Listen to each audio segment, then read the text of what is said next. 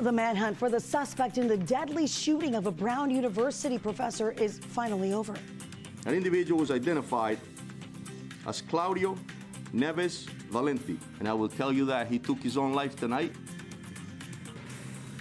What Rhode Island authorities are now revealing about the gunman, plus what other crime they believe he's connected to, and why the Trump administration is now suspending the green card lottery program. Members in the community are once again sounding off in opposition to a developing plan in southeast Fresno that would annex 9,000 acres of agricultural land. How Mayor Jerry Dyer is trying to alleviate concerns from property owners. I want the record to be straight. It was not unanimous. It was not by consensus. It was by censorship. The Trump administration in hot water this morning after announcing plans to rename the Kennedy Center. What name the Performing Arts Institute will now go by, and how members of the Kennedy family are responding.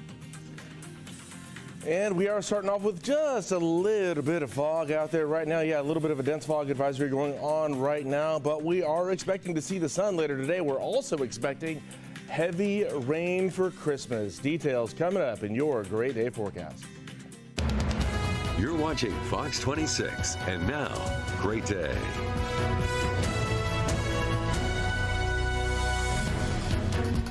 Good morning. We begin this hour of Great Day on this Friday morning with a live look at the silhouette of El Capitan, a live view of Half Dome there in Yosemite National Park. On the top right side of the screen, an array of meteors streaking through the early morning sky. Those stars are, what are those stars saying this morning? We're going streaking. Well, that's the way to get your Friday going, and that's because the Ursa meteor shower is active right now. Shout out to Will Ferrell with that one. It's expected to peak Sunday night, coinciding with the winter solstice, and will continue through next Friday. Beautiful nonetheless. You can't see, you see the outline, but it's beautiful anyway. Yeah. Good morning to you. I'm Liz Gonzalez. I'm Carl Cook. And I'm Justin Willis. Thank you for starting your day with us. And you might have gathered why you haven't seen Liz on the air lately. Yeah, my voice has been shot pretty much since last Thursday. It was cute on Wednesday on air, a little bit raspy. And then I just went downhill from there. But I'm going to try to muster through as much as I can with the help of everyone around me. So thank you all. Let us know. You're good to go. We got your back. It's like what is it, a triple tag team? Yes, yes. Let's leave it at that. Leave it at that. Let's not expand on that. Let's let's get a look at your day planner here and show you what's going on here. We've got a little bit of fog out there in some places. Not really in Fresno right now, but it is 53 degrees right now. A tad warmer than we've been at this hour the last few days. But the dew point is at 49, a little far from the temperature there. Not likely to see fog, even though there is a dense fog advisory in effect, which we'll talk about in a moment. But the rest of the day looks like this. Should be mostly cloudy at 10 a.m., 49 degrees at noon, 51 and at 5. We should see the sun once again this afternoon. It should be fairly clear by the time we get to 5 o'clock there. 52 degrees at that time. Wind speeds might pick up a tad too, at about just 5 miles an hour. But coming up next, we have quite a bit of rain and snow on the way, and it'll be here just in time for Christmas. We'll see just how bad that's going to impact Santa as he's delivering gifts next week. Time is now 5:03. The manhunt for the man accused of shooting 11 students and killing 2 at Brown University last Saturday is now over. Police identified the gunman as 48-year-old Claudio Manuel Neves Valente, a Portuguese national who attended Brown 25 years ago. They say he was found with a self-inflicted gunshot wound at a storage unit in Salem, New Hampshire. Police say they were able to track him down from a rental car seen in the area of the Brown shooting. Car rental records led them to the storage facility where Valente was found. Nothing can really fully bring closure to the lives that have been shattered over the past week, but this may allow our community to move forward and begin a path of repair and recovery. They also believe that he was responsible for the shooting death of an MIT professor at his Massachusetts home. An FBI official said the professor and Valente went to the same school in Lisbon together and studied physics. The U.S. Attorney in Massachusetts said the rental car seen leaving Brown's campus was also spotted near the professor's home. Officials said they don't have a motive for either shooting at this time. The Trump administration says that Valente entered the U.S. through the diversity lottery visa program from Portugal in 2017. Now, the administration is taking steps to suspend the green card lottery program. Homeland Security Secretary Kristi Noem says President Trump ordered that change. According to USA.gov, the Lotto program gives up to 55,000 immigrant visas each year for people from countries with low immigration rates. The suspension is likely to face legal challenges. All right, it's 5:04 now, and we're starting off with the fog tracker here. And as you can see, not much happening across the Central Valley. 5 miles visibility at its lowest up in Merced there. Paso obviously got about half-mile visibility. But despite the clarity, if you will, that we've got right now, there is a dense fog advisory in effect for the entire San Joaquin Valley.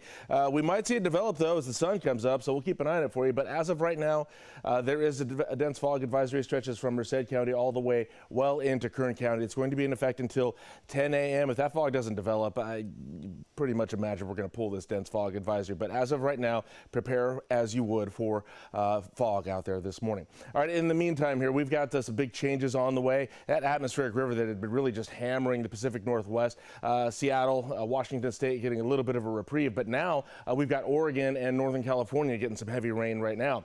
That's getting a boost from some low pressure out in the Pacific there, but all that's going to drop and kind of shift, and then as this atmospheric river works around the state there, we're going to see it kind of spin around and then loop back up. I'll show you that in your futurecast in a second here. We're pretty much done with that inversion layer, so temperatures are kind of going to go back to what they should be, which means colder weather up in the mountains, warmer weather on the valley floor. So let's take a look and see what's going on with the futurecast. We got heavy rain going on up in Northern California by about the middle of the day there, noon there.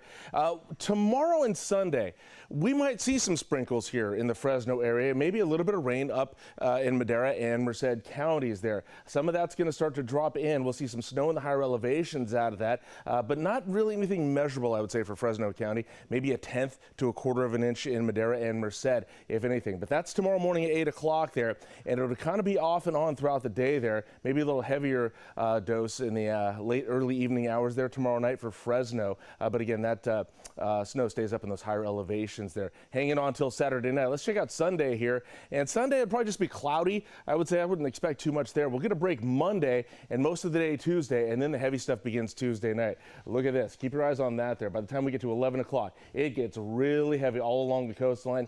Monterey, San Luis Obispo County is going to see some really heavy rain Tuesday night there, and heavy snow up in those higher elevations. As this storm works its way through, it's probably going to drop a total of 2 inches of rain over a couple of days, possibly more than that the way that it's developing. But right now we're putting it at 2 inches of rain, and up in the mountains there, at least 2 feet of snow, at least. So it's going to get heavy here. Watch as it goes through here. Heavy stuff down near Bakersfield. That's going to start working its way up. Heavier snow there by early Wednesday morning. And that's Christmas Eve, by the way. Look how heavy things get up in the mountains there. Definitely going to be a white Christmas up there in the Sierra Nevada mountains there. Maybe a little break as this kind of shifts to the east there.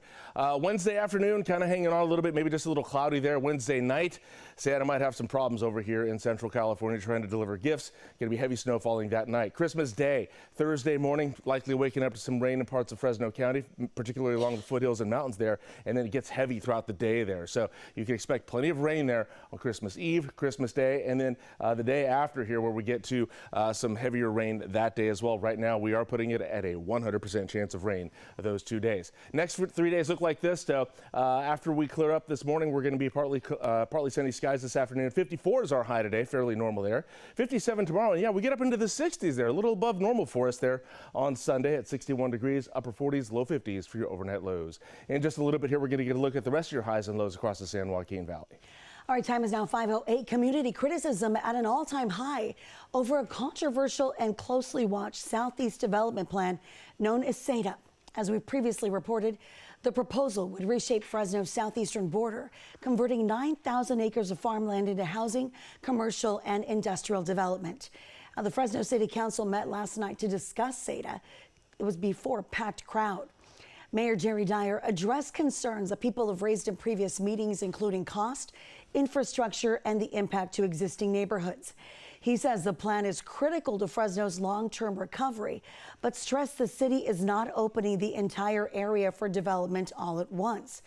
The city council was not asked to approve the plan, Rather, the mayor requested council analyze different options outlined in the environmental impact report and then send one of those for a financial analysis.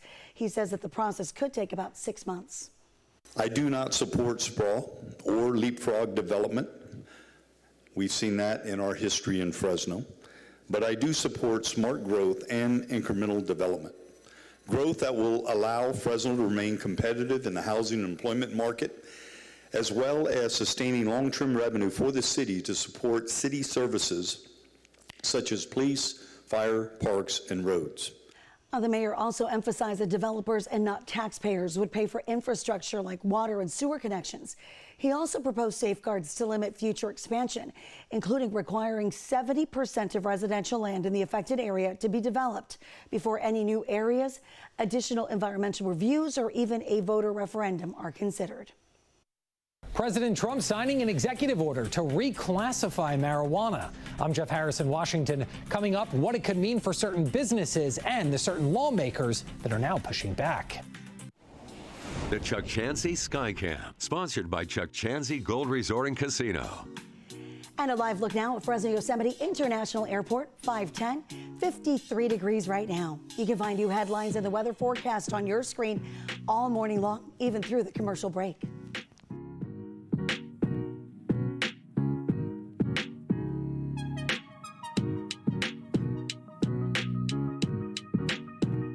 Hi, I'm Monty Torres with Fox 26 News on YouTube.